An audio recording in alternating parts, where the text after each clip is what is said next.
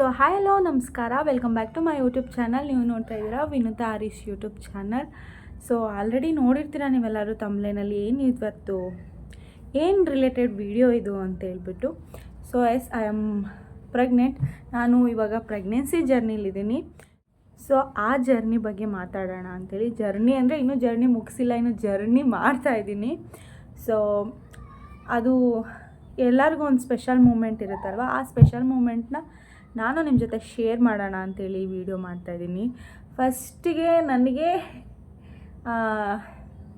ಏನು ಹೇಳ್ತಾರೆ, ಎಕ್ಸ್ಪೆಕ್ಟೇ ಮಾಡಿರಲಿಲ್ಲ ನಾನು ಕನ್ಸೀವ್ ಆಗ್ತೀನಿ ಅಂತ ಹೇಳ್ಬಿಟ್ಟು. ಸೊ ಯಾಕೆ ಅಂತಂದರೆ ನನಗೆ PCOD ಪ್ರಾಬ್ಲಮ್ ಇತ್ತು. ಓಕೆನಾ, ನಾನು PCOD ಪ್ರಾಬ್ಲಮ್ಗೆ ಒಂದು 2 ಮಂತ್ಸ್ 3 ಮಂತ್ಸ್ ಟ್ಯಾಬ್ಲೆಟ್ ತೊಗೊಂಡಿದ್ದೀನಿ. ರೆಗ್ಯುಲರ್ ಪೀರಿಯಡ್ ಮಾಡ್ಕೊಳ್ಳೋಕ್ಕೋಸ್ಕರ ಅಲ್ಲ ನಾನು ಟ್ಯಾಬ್ಲೆಟ್ನ ತೊಗೊಂಡಿದ್ದು. ನಾನು ಒಂದ್ಸಲಿ ಪೀರಿಯಡ್ ಆದರೆ 10 to 15 ಡೇಸ್ವರೆಗೂ ನನಗೆ ಬ್ಲೀಡಿಂಗ್ ಆಗ್ತಾಯಿತ್ತು.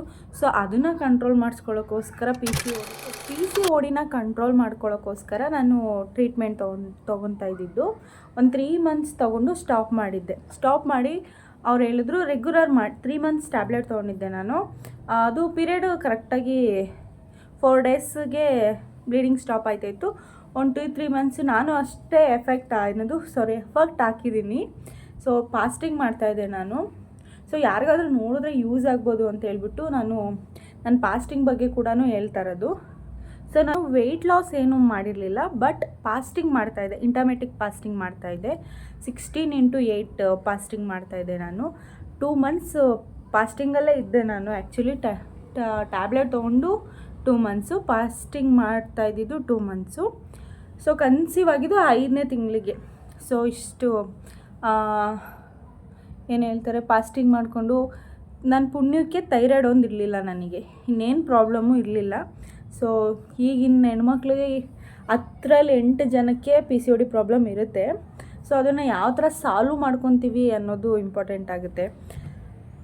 ಏನು ಹೇಳ್ತಾರೆ, ಆ ಟ್ರೀಟ್ಮೆಂಟ್ ತೊಗೊಂಡೇ ಮಕ್ಕಳು ಮಾಡ್ಕೋಬೇಕು ಅಂತೇನಿಲ್ಲ. ನೀವು ಏನಾದರೂ ನಿಮ್ಮ ಬಾಡಿ ಮೇಲೆ ಟ್ರಯಲ್ಲು ಎಕ್ಸಸೈಸ್ ಅದು ಇದು ಮಾಡಿದ್ರು ನ್ಯಾಚುರಲಾಗಿ ಕನ್ಸೀವ್ ಆಗ್ಬೋದು ಅಂತ ಹೇಳ್ತೀನಿ. ನನ್ನ ವಿಷಯದಲ್ಲಿ ಅದು ಪಾಸಿಬಲ್ ಆಯಿತು. ಸೊ ನನಗೆ 2 ತಿಂಗಳು ಪ್ರಶ್ನೆ ನಾನು ಹೇಳ್ತಿಲ್ಲ, ನನಗೆ ಒಂದು 3 ವರ್ಷ ನಾನು ಅದೇ ಒಂದು ಇದರಲ್ಲಿ ಏನಂತಾರೆ ಅದಕ್ಕೆ ಸಫರ್ ಪಟ್ಟಿದ್ದೀನಿ PCODಯಿಂದನೇ. ಎಷ್ಟು ಹಾಸ್ಪಿಟ್ಲಿಗೆ ತೋರಿಸಿದ್ದೀನೋ ಗೊತ್ತಿಲ್ಲ, ಬಟ್ ನನಗೆ ಅವಾಗ ಒಂದು ಐಡಿಯಾ ಬಂತು. ಸೊ ಫಸ್ಟು ನಾನು ಹಾಸ್ಪಿಟ್ಲಿಗೆ ತೋರಿಸ್ಬಿಟ್ಟು ಕಂಟ್ರೋಲ್ ಮಾಡಿಕೊಂಡು ಅದನ್ನು ಕಂಟಿನ್ಯೂಷನ್ ಮಾಡಬೇಕು ಅಂತ ನನಗೊಂದು ಐಡಿಯಾ ಬಂತು. ಸೊ ಅದನ್ನು ಕಂಟಿನ್ಯೂಷನ್ ಮಾಡಿದೆ. ಮೀನ್ಸ್ ಅವ್ರಿಗೆ ಒಂದು ಮೆಡಿಷನ್ ಪವರ್ ಇರೋವರೆಗೂ ಚೆನ್ನಾಗಿರುತ್ತೆ ನಮ್ಮ ಬಾಡಿ ಅಲ್ವಾ. ಈಗ ಜ್ವರ ಬಂದರೆ ಮಾತ್ರೆ ತೊಗೊಂಡ್ರೆ ಕಮ್ಮಿ ಆಗುತ್ತೆ. ಸೊ ಅದನ್ನು ಮತ್ತೆ ಬರಬಾರ್ದು ಅಂತಂದರೆ ನಾವು ಯಾವ ಥರ ಇರ್ತೀವಿ ಅನ್ನೋದು ಇಂಪಾರ್ಟೆಂಟ್ ಆಗುತ್ತೆ. ಸೊ ಅದನ್ನು ನಾನು ಅರ್ಥ ಮಾಡಿಕೊಂಡೆ. ಫಸ್ಟ್ ನಾನು ಟ್ರೀಟ್ಮೆಂಟ್ ತೊಗೊಂಡಲ್ವಾ, ಆವಾಗ ನಂಗೆ ಅರ್ಥ ಆಯಿತು. ಸೊ ಇದನ್ನು ನಾನು ಕಂಟಿನ್ಯೂ ಮಾಡಬೇಕು, ಬಿಡಬಾರ್ದು ಅಂತ. ಸೊ ಆವಾಗ ನಾನು ವಾಕಿಂಗ್ ಮತ್ತು ಡಯೆಟ್ನ ಸ್ಟಾರ್ಟ್ ಮಾಡಿದೆ, ಫಾಸ್ಟಿಂಗ್ನ ಸ್ಟಾರ್ಟ್ ಮಾಡಿದೆ. ಆವಾಗ ನನಗೆ ಒಂದು ಕಂಟ್ರೋಲ್ ಅಂತ ಸಿಕ್ತು, ನನ್ನ ಬಾಡಿ ಮೇಲೆ ನನಗೆ ಕಂಟ್ರೋಲ್ ಅಂತ ಸಿಕ್ತು. ಸೊ ನಾನು ಹೇಳೋದು ಗೈಸ್, PCOD ಇದ್ದರೆ ಅಥವಾ ಇನ್ನೊಂದು ಪ್ರಾಬ್ಲಮ್ ಇದ್ದರೆ ಮಕ್ಕಳೇ ಆಗಲ್ಲ ಅಂತ ಏನಿಲ್ಲ, ಆಯಿತಾ. ಸೊ ನಾನೇನು 10 ಮಕ್ಕಳು ಎತ್ಬಿಟ್ಟಿದ್ದೀನಿ ಅನ್ನೋ ಥರ ಏನು ಹೇಳ್ತಾ ಇಲ್ಲ. ಸೊ ನನಗೆ ಆಗಿರೋ ಅನುಭವನ ಹೇಳ್ತಾಯಿದ್ದೀನಿ, ಶೇರ್ ಮಾಡ್ತಾಯಿದ್ದೀನಿ ಅಷ್ಟೇ. ಸೊ ಎಲ್ಲ ನಿಮ್ಮ ಮೇಲೆ ನೀವು ಯಾವ ಥರ ಲೈಫ್ ಸ್ಟೈಲ್ನ ನೀವು ತೊಗೊತೀರಾ ಅದ್ರ ಮೇಲೆ ಡಿಪೆಂಡ್ ಆಗುತ್ತೆ. ಸೊ ಇದಿಷ್ಟು ನನ್ನ PCOD ಜರ್ನಿ. ಸೊ ಫಾಸ್ಟಿಂಗ್ ಮಾಡ್ತಾಯಿದ್ದೆ, 2 ತಿಂಗಳು ಫಾಸ್ಟಿಂಗ್ ಮಾಡಿದ್ದೆ. ಸೊ ಇಷ್ಟು ಬೇಗ ರಿಸಲ್ಟ್ ಸಿಗುತ್ತೆ ಅಂತ ನಂಗೆ ಗೊತ್ತಿರಲಿಲ್ಲ. So coming to the point. So ನಾನೇನು ಹೇಳಕ್ಕೆ ಬಂದೆ ಅಂತಂದರೆ, ನನ್ನ ಒಂದು ಪ್ರೆಗ್ನೆನ್ಸಿ ಯಾವ ಥರ ಹೇಳಿದೆ ಹರೀಶ್ಗೆ ಅಂತ ಹೇಳ್ಬಿಟ್ಟು. ಸೊ ಇಲ್ಲಿ ನಾನು ಸೈಡಲ್ಲಿ ನಿಮಗೆ ಅಟ್ಯಾಚ್ ಮಾಡ್ತೀನಿ ಫಸ್ಟ್ ರಿಯಾಕ್ಷನ್ ಅವ್ರು ಹೆಂಗೆ ಮಾಡಿದ್ರು ಅಂತ ಹೇಳ್ಬಿಟ್ಟು. ಅದಕ್ಕೆ ಮುಂಚೆ ಏನು ಗೊತ್ತಾ, ನನಗೆ ನಂಬಿಕೆ ಇರಲಿಲ್ಲ. ಬಟ್ ಡೇಟ್ ಮಿಸ್ ಆಗಿ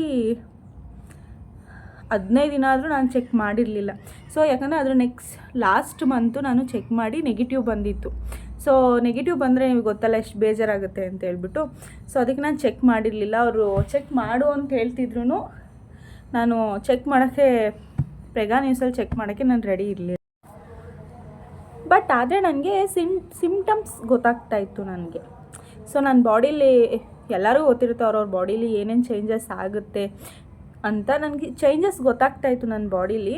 ಬಟ್ ಆದ್ರೂ ನಾನು ಕೇರ್ಲೆಸ್ ಮಾಡ್ತಾಯಿದ್ದೆ, ತಳ್ಳಿದೆ. ಒಂದು 15 ದಿವಸ ತಳ್ಳಿದೆ, ಚೆಕ್ ಮಾಡಿದೆ, ಹಂಗೆ ತಳ್ಳಿದೆ. ಒಂದಿನ ಏನಂತ ಆಯಿತು ಅಂದರೆ ಜನವರಿಲಿ, ಆ್ಯಕ್ಚುಲಿ ಜನವರಿನೇ ಅನ್ಕೊತೀನಿ, ಜನವರಿಲಿ ಚುಂಚನಗಿರಿಗೆ ಹೋಗಿದ್ವಿ ನಾವು.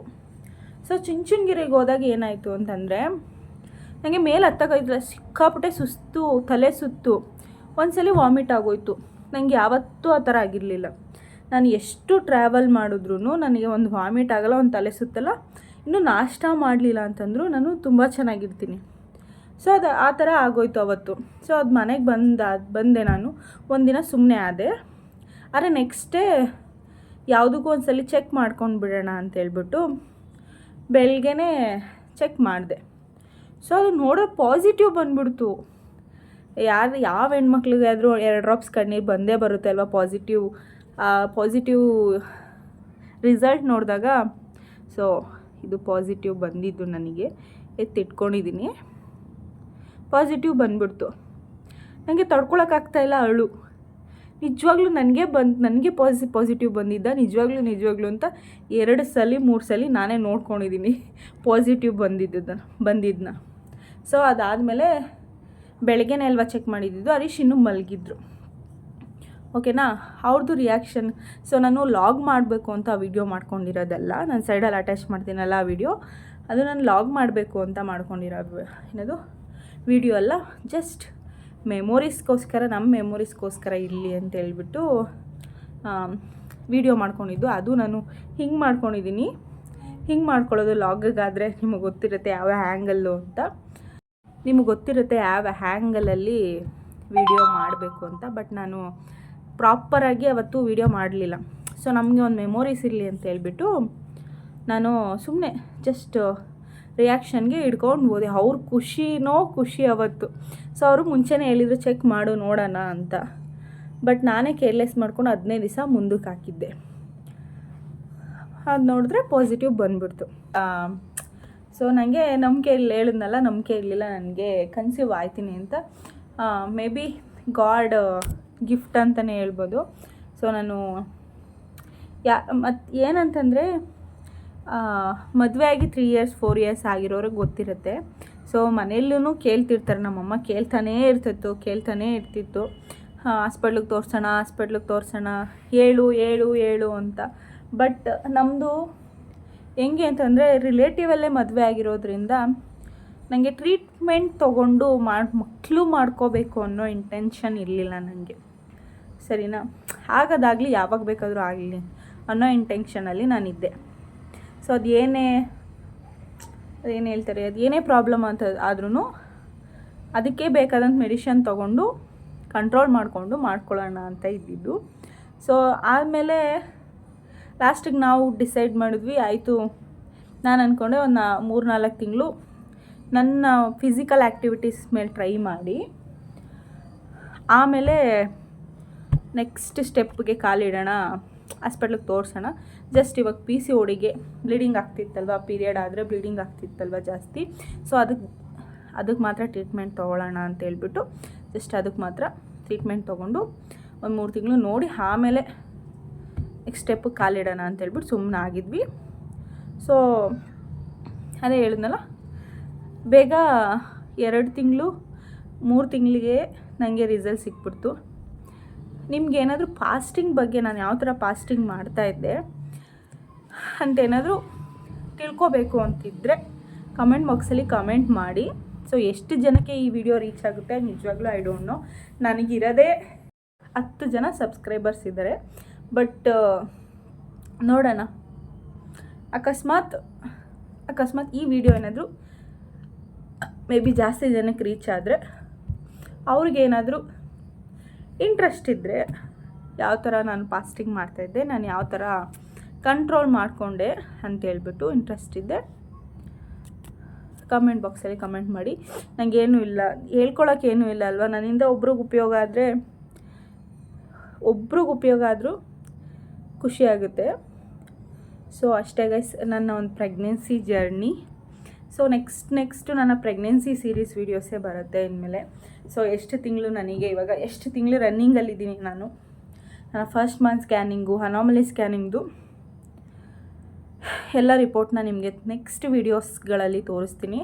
ಐ ಹೋಪ್ ಈ ವಿಡಿಯೋ ನಿಮಗೆ ಇಷ್ಟ ಆಗುತ್ತೆ ಅಂತ ಅಂದ್ಕೊಂಡಿದ್ದೀನಿ. ಇಷ್ಟ ಆದರೆ ದಯವಿಟ್ಟು ನನ್ನ ಚಾನಲ್ನ ಸಬ್ಸ್ಕ್ರೈಬ್ ಮಾಡಿಕೊಂಡು ವೀಡಿಯೋಸ್ ನೋಡಿ. ಇನ್ನು ಮುಂದೆ ಇನ್ನೂ ಕ್ವಾಲಿಟಿಯಾಗಿ ಬೆಟರಾಗಿ ವೀಡಿಯೋಸ್ನ ಮಾಡೋಕ್ಕೆ, ಪ್ರಾಪರಾಗಿ ವೀಡಿಯೋಸ್ನ ಮಾಡೋಕ್ಕೆ ಟ್ರೈ ಮಾಡ್ತೀನಿ. ಯಾಕಂದರೆ ಇನ್ನೊಂದು, ಯಾರು ವೀಡಿಯೋ ಮಾಡ್ತೀನಿ ಅಂದರೆ ಸಪೋರ್ಟ್ ಮಾಡಲ್ಲ. ಬಟ್ ನಮ್ಮ ಮನೆಯವ್ರು ಏನಂತಂದರು ಅಂದರೆ, ನಿನ್ನ ಖುಷಿ ಏನು ಮಾಡ್ತೀಯ ಮಾಡು, ಹರೀಶ್ ಹೇಳಿದ್ದು ನಂಗಷ್ಟೇ. ನಿನ್ನ ಇಷ್ಟ ಹೆಂಗೆ ಅನ್ನಿಸ್ತದೆ ಹಂಗೆ ಮಾಡು, ನಿನ್ನ ಖುಷಿ ಹೆಂಗಿದ್ರು ಮನೇಲಿರ್ತೀಯ ಮಾಡು. ಇವಾಗ ಎಲ್ಲರೂ ಮಾಡ್ತಾರದೇ ಅದು. ಸೊ ಮಾಡು, ಏನು ಅದರಲ್ಲಿ ಏನು ಕಳ್ಕೊಳ್ಳೋ ಅಂಥದ್ದು ಏನೂ ಇಲ್ಲ, ಇರೋದು ಅಂತಾನೆ ಮಾಡೋದು. ಸೊ ಅದೇನದು ಹಾಡ್ಕೊಳ್ಳೋರು ತುಂಬ ಜನ ಇರ್ತಾರಲ್ವಾ. ಸೊ ಅದಕ್ಕೆ ಈ ಮಾತು ಹೇಳಿದ್ದು. ಮುಂದೆ ಅಂದ್ಕೊಂಡು ಈಗ ನನ್ನ ಫ್ರೆಂಡ್ಸ್ ಹೇಳ್ತೀನಿ, ಲಿಂಕ್ನ ಶೇರ್ ಮಾಡಿ. ಮ್ಯಾಕ್ಸ್ ಟು ಮ್ಯಾಕ್ಸ್ ನಾನು 20ರಿಂದ 30 ಜನಕ್ಕೆ ಶೇರ್ ಮಾಡಿದ್ದೀನಿ ಗೈಸ್ ನನ್ನ ವೀಡಿಯೋನ. 20ರಿಂದ 30 ಜನಕ್ಕೆ ಶೇರ್ ಮಾಡಿದ್ದೀನಿ. ನನಗಾಗಿರೋ ಸಬ್ಸ್ಕ್ರೈಬರು ಅವರು ನನ್ನ ಫ್ರೆಂಡ್ಸು 5 ಜನ ಸಬ್ಸ್ಕ್ರೈಬರ್ ಆಗಿದ್ದಾರೆ ಅಷ್ಟೇ ನಾನು ಶೇರ್ ಮಾಡಿರೋದ್ರಲ್ಲಿ. ನಮ್ಮ ಮನೆಯವ್ರು ಏನದು, ಸುಮ್ಮನೆ ಹಂಗೆ ನೀನು ರ್ಯಾಂಡಮಾಗಿ ಮಾಡಿದ್ರೇ ಚೆನ್ನಾಗಿರ್ತಿತ್ತಲ್ಲೇ, ಸುಮ್ಮನೆ ಎಂತಕ್ಕೆ ಶೇರ್ ಮಾಡ್ಕೊಳಕ್ಕೆ ಹೋದೆ ಅಂತ ಅಂದರು. ಸೊ ಪರವಾಗಿಲ್ಲ, ಅವ್ರಿಗೆ ಫೋರ್ಸ್ಫುಲಿ ಸಬ್ಸ್ಕ್ರೈಬ್ ಮಾಡ್ಕೊಳ್ಳಿ ಅಂತ ಹೇಳೋಕ್ಕಾಗಲ್ಲ ಅಲ್ವ ನಾವು. ಸೊ ಪರವಾಗಿಲ್ಲ, ನೋಡೋಣ ಯಾವಾಗ ಆಗುತ್ತೋ ಆಗಲಿ, ರೀಚ್ ಮಾಡೋದನ್ನ ಮಾಡೋಣ ಅಂತೇಳ್ಬಿಟ್ಟು ಈ ವಿಡಿಯೋನ ಇಲ್ಲಿಗೆ ಎಂಡ್ ಮಾಡ್ತಾಯಿದ್ದೀನಿ. ಏನು ಪಾಸಿಟಿವ್ ಬಂದಾದಮೇಲೆ ಏನು ಮಾಡಿದ್ವಿ ಅಂತ ನೆಕ್ಸ್ಟ್ ವೀಡಿಯೋದಲ್ಲಿ ನಾನು ಕಂಟಿನ್ಯೂ ಮಾಡ್ತೀನಿ. ಓಕೆನಾ? ಈ ವಿಡಿಯೋ ಇಷ್ಟ ಆಗಿದ್ರೆ ಹೇಳಿದ್ನಲ್ಲ ಅವಾಗಲೇ, please subscribe to my YouTube channel.